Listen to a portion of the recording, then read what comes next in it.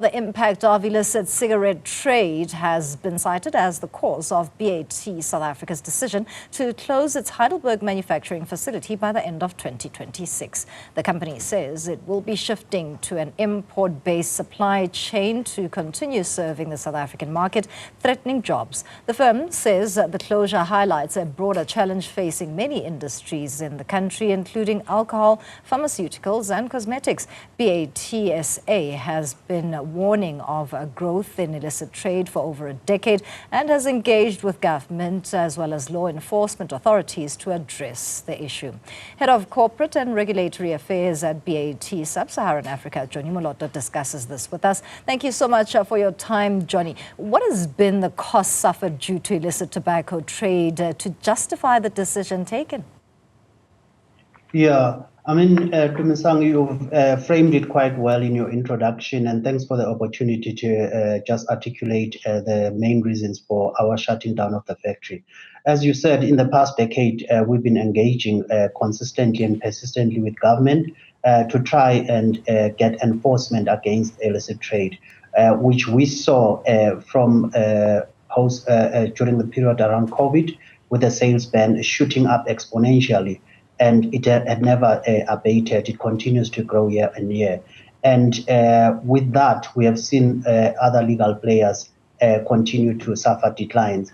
And ourselves, as the only multinational remaining with a manufacturing facility, is currently operating at a total capacity of 35%, which is really not viable anymore. We have held on for as long as we could because we were harboring the hope that eventually at some point some meaningful action and enforcement will be taken against illicit players, but in reality it's been a long time in the making. Yeah. Now, let's also talk about what BAT South Africa could be seeking in the form of intervention from the state and industry at large that may possibly avert the decision that's already been taken. Yes. So broadly, we say enforcement, but it's got multifaceted elements to it. What would enforcement look like? So we have not just raised our concerns with government, but also advanced proposals to say, in 2018, 2019, we saw, a slight decline in illicit, and that's largely attributed to the placement of customs officials in factories. And this is something we've called for to say that while government explores more sophisticated tools to tackle illicit trade, such as track and trace, AI, and the such like, that may take quite a long time. Said there is low-hanging fruit by placing, bodies in factories to monitor production to ensure that there isn't anything untoward where there is misdeclaration of what is produced and therefore under declaration of excise due to the government. That is number one. Number two, we've also called to government to actually either freeze or maintain below inflation excise increases, because the more they increase excise, the more it creates a gap between duty paid, which is us, those that pay their excise for every cigarette produced, and those that do not pay. So the gap continues to grow, and given our macros in the country where the consumer is very stretched, the temptation is always there to just gravitate towards the cheapest price available. That sells as little as 10 Rand a box, where the tax itself is around 26 Rand 22 cents. And then the third one that we have also called for is a minimum retail price that will ensure that for a while, any product that sells below a certain price will be regarded as illicit, and that will help as a force multiplier to allow law enforcement authorities to be wider than just SARS alone, which doesn't have enough resources to enforce by itself. So ultimately what we are calling for is that this must be a whole of government approach, but it must also be sustained and not only, target your small players in the retail space, but also look at the local manufacturers, because that's where the problem is. About 80% of illicit is with local manufacturers that are right here in the country, and saying enforce against those, and that's where the opportunity really lies. And that is what will actually start to move the needle.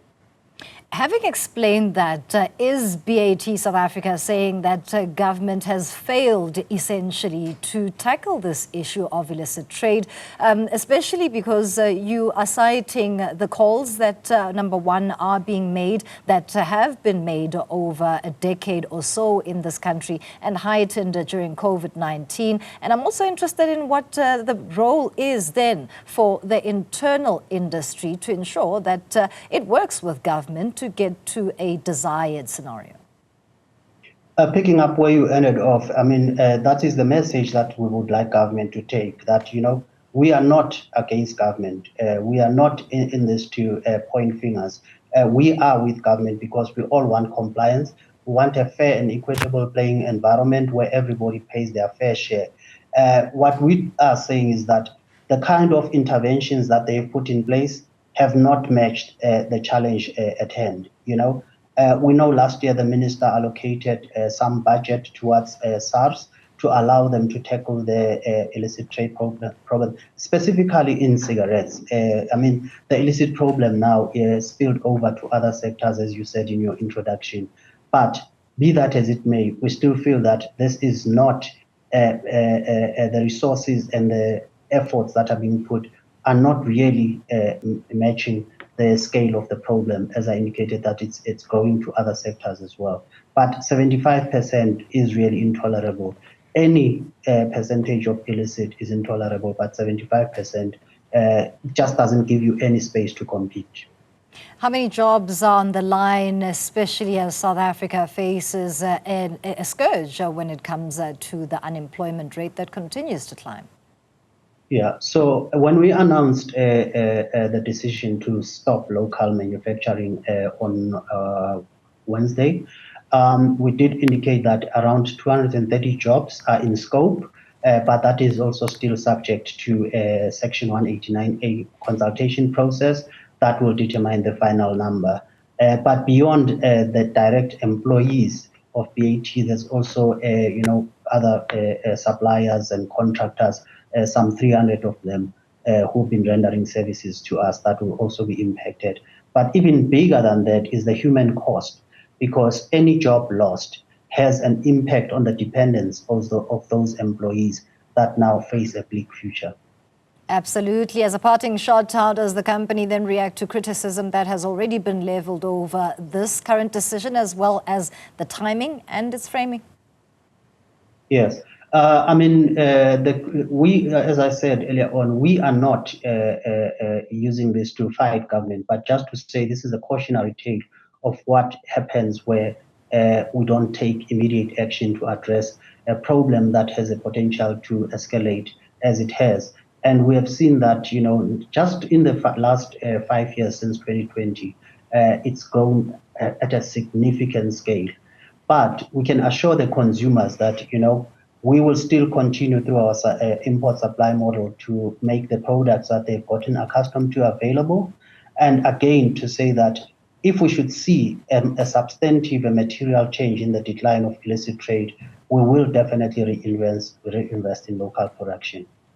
Thank you so much for your input. BAT's Moloto there speaking to us about the decision to close the Heidelberg operations, and that is due or justified around the cost of illicit tobacco trading.